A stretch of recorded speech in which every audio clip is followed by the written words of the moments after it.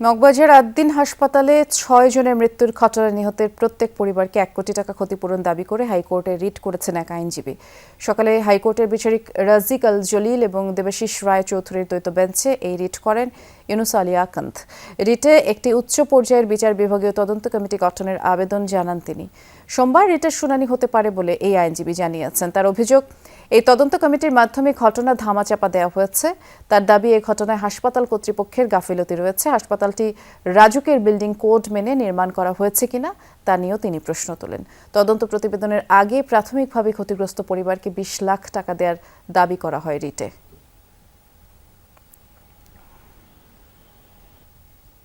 আমি একটি তদন্ত চেয়েছি এবং এই ভিকটিমের পরিবারকে ১ কোটি টাকা করে ক্ষতিপূরণের জন্য কেন রুল দেওয়া হবে না, এর জন্য আমি আবেদন করেছি এবং এই রুল নিষ্পত্তি না হওয়া পর্যন্ত